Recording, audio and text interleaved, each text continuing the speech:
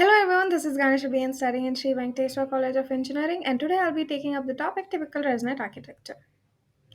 Let's start with Resnet. After the first CNN based architecture, AlexNet, that won the ImageNet 2012 competition, every subsequent winning architecture uses more layers in a deep neural network to reduce the error rate. This works for less number of layers, but when we increase the number of layers, there is a common problem in deep learning associated with that called the vanishing or exploding gradient. This causes the gradient to become zero or too large.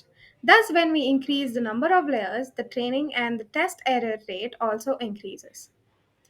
Now, when we are looking at the two graph, we get to know that in the above plot, we can observe that a 56 layer CNN gives more error rate on both training and testing dataset than a 20 layer CNN architecture. After analyzing more on error rate, the author's ResNet, which was proposed in 2015 by researchers at Microsoft, introduced a new architecture called ResNet. Now, what is residual network? In order to solve the problem of the vanishing or exploding gradient, this architecture introduced a concept called residual blocks. In this network, we use a technique called skip connection. The skip connection connects activations of a layer to further layers by skipping some layers in between. This forms a residual block. Resonance are made by stacking these residual blocks together.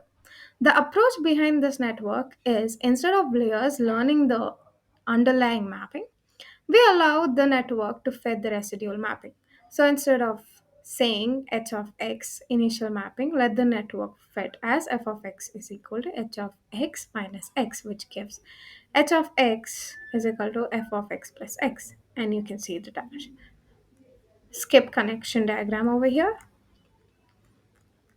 The advantage of adding this type of skip connection is that if any layer hurt the performance of architecture, then it will be skipped by regularization. So this results in training a very deep neural network without the problems caused by vanishing or exploding gradient.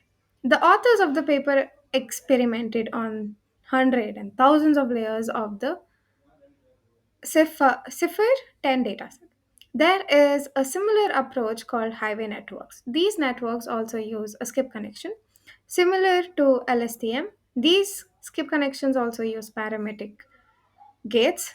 The gates determine how much information passes through the skip connection. The architecture, however, has not been provided accuracy better than ResNet architecture. Why ResNet? Resnet solve is a famous known vanishing gradient problem. With Resnet, the gradient can flow directly through the skip connection backwards from later layers to initial filters. Now let's come to the Resnet architecture. The Resnet architecture consists on one convolution and pooling steps, followed by four layers of similar behaviors. And as you can see in the diagram,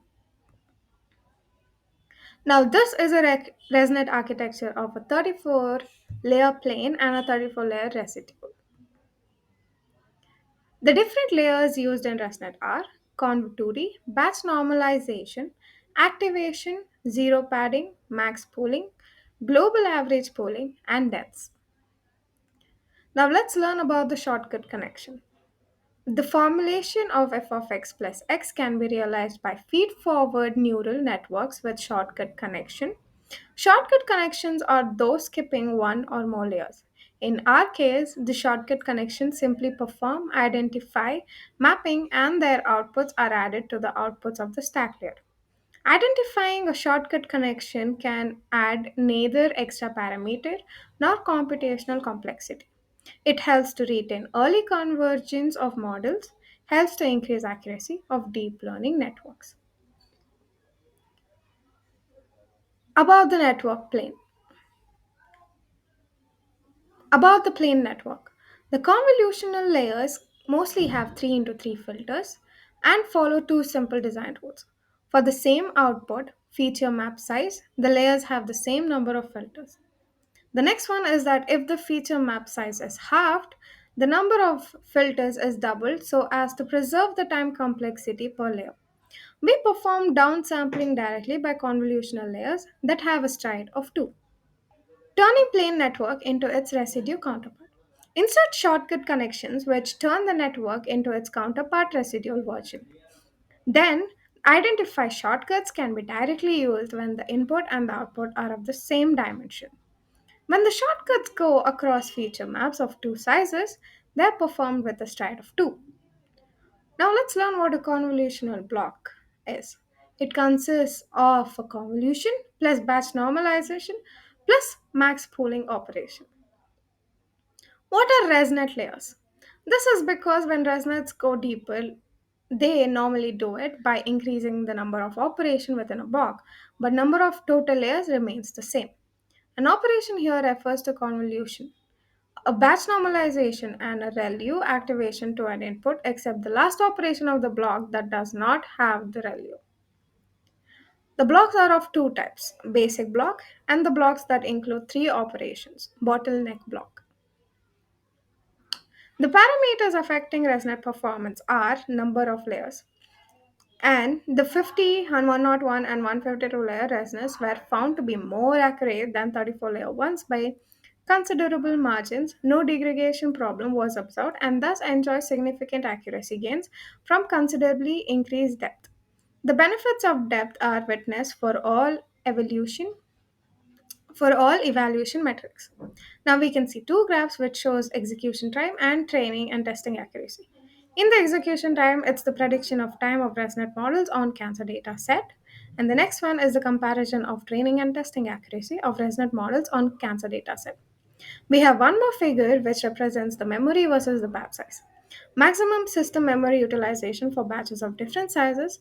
Memory usage shows a knee graph due to the network model, memory static allocation, and the variable memory used by batch size. We have two other more graphs which shows us the inference time versus the batch size and the power versus the batch size.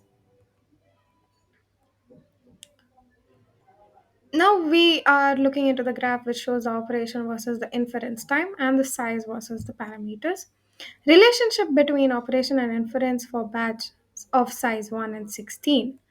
Not surprisingly, we are a linear trend and therefore operation count represent a good estimation of inference time. What is YOLO? A variant of ResNet. Softmax layer is replaced by L into L convolutional layer with logistic function. A logistic function is used to cope with multi-label classification. This is end of my presentation where I'm explaining you guys about the ResNet architecture. Thank you so much, everyone. Have a nice day.